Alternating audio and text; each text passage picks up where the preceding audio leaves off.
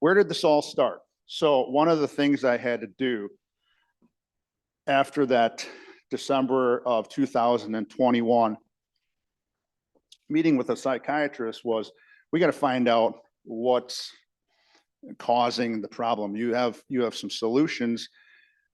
I just don't think you have enough solutions for the problem of anxiety. So we got to figure out your solutions, and then we also got to figure out where it started. So we put together this timeline of, and I tried to pinpoint of where I felt anxious the most.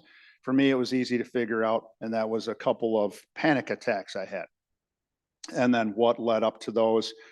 And then I started seeing some common things that popped up when I had these episodes of anxiety, and a lot of them, and I went all the way back to February 21st of 1969 when I was born.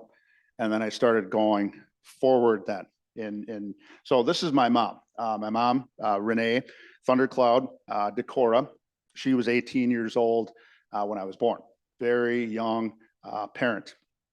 Now, I don't know what you were like when you were 18, 19, 20. I know what I was doing. I was living the life of an 18, 19, or 20-year-old, working during the summers, going to college, having fun, doing all of the things that you should be doing. My mother was doing all of those things while she was trying to attempt to raise me. The nice thing about my mom is that she had her grandmother who raised her. My mother was not raised by her mom.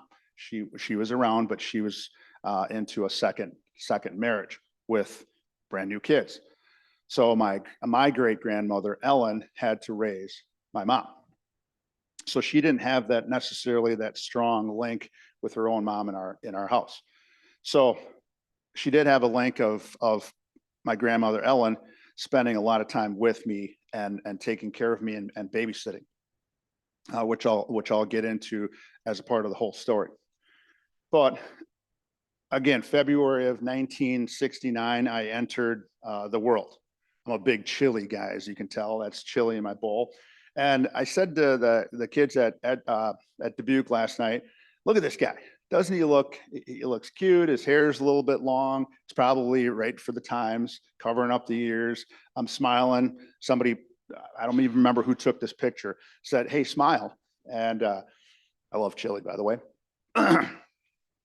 But you can't tell that I probably had gone through some anxiety the night before, the week before, the month before. I want to say that I'm probably about 3 years old in the high chair there. So I started experiencing it at a very, very young age.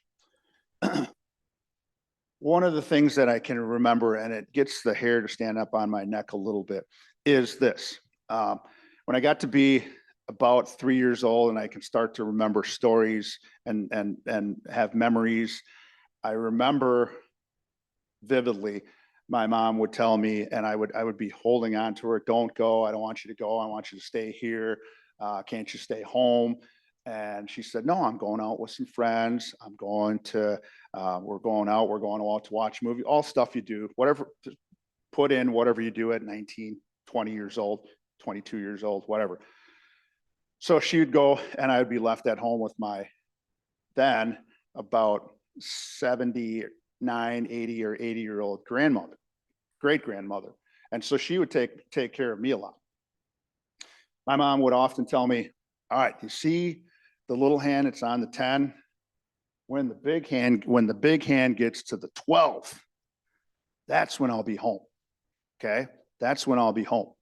And I can't tell you the number of times that I heard that. And I can't tell you the number of times that it actually happened. It probably happened a couple times, but it didn't happen more times than it did.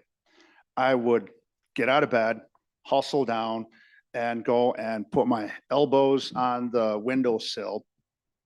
And we lived in kind of a little bit of a neighborhood.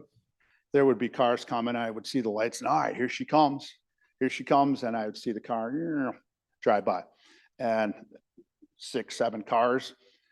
And finally, that big hand would get to the 12. And I was optimistic. I thought, okay, she's coming home. She said she was coming home. It's my mom. And I would go past that 12 to 3 to 6. And I don't remember how many hours I would sit by that window, but I know it would be at least an hour.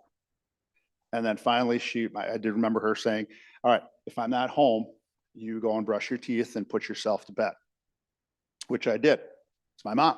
So I went upstairs, put myself to bed, and I would hear cars on the road. I could hear them coming down the street and then going by and just praying, this has got to be the one. This is her coming home. And I would eventually fall asleep. Probably started anxiety there, probably started some insomnia, start a lot of prayer. I remember praying a lot. That's one of the things that she did teach me, was to pray. And I would pray for her to come home. And oftentimes it wouldn't be until late at night or when I was asleep. So that's kind of where it started for me. That's where I pinpointed it.